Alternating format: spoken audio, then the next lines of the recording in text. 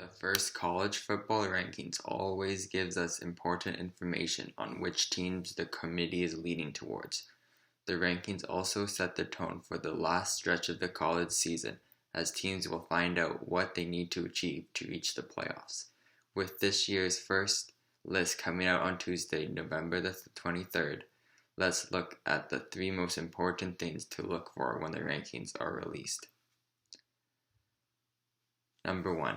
How do they order Alabama, Clemson, Notre Dame, and Ohio State?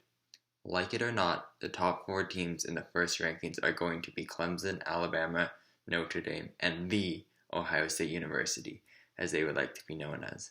The number 1 team will almost certainly be either Notre Dame or Alabama. Both teams are undefeated and each have a very good win, with Bama beating Texas A&M and Notre Dame beating Clemson, although they were missing their quarterback Trevor Lawrence. My guess is that they will roll with the tide as they historically favor Alabama, and the second best win against Georgia is much better than Notre Dame's other wins. The battle for third is also a very close battle. Ohio State is undefeated, but they only have played 4 games and they barely beat Indiana. Clemson does have a loss against Notre Dame, and they have not played in a couple of weeks due to COVID concerns, but they will regain Trevor Lawrence to his normal self for the rest of the season. It will be interesting to see how the committee values Clemson's loss and Ohio State's lack of games in the battle for third place. Number 2. Where will BYU land? Personally, this is the most interesting decision the committee has to make. BYU is an undefeated independent which has dominated teams throughout the season. The problem lies in their competition. BYU has only played one ranked team, which was an injured Boise State team. The U will almost certainly be top 10 in the rankings, but where they are placed will determine the rest of their season.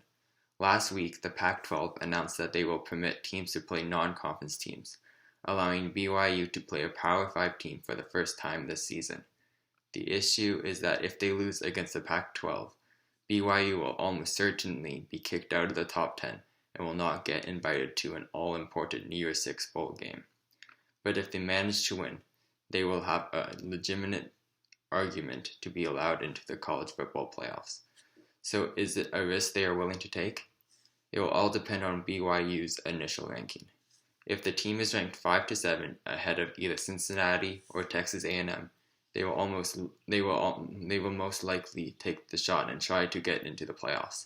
If they are ranked 8 to 10, they will most likely play it conservatively and wait to prove themselves in a New Year's Six bowl. Number 3. How will the committee value different schedules? 2020 has been a year like no other, and college football is no exception. The Pac-12 has only played 3 games, while the SEC has played up to 7. It will be very interesting to see how the committee ranks teams like Oregon, who has only played a couple games, and teams like Cincinnati, who have played 8. These rankings will show if the Big Ten and Pac-12 have a chance to get into the playoffs and more important bowl games. It will also show undefeated teams like Coastal and Marshall, who have played more games but easier schedules, face up against Indiana, who has losses but against much tougher opponents. 2020 is certainly the committee's toughest year to root out the best teams, and these initial rankings will determine how the rest of the season plays out.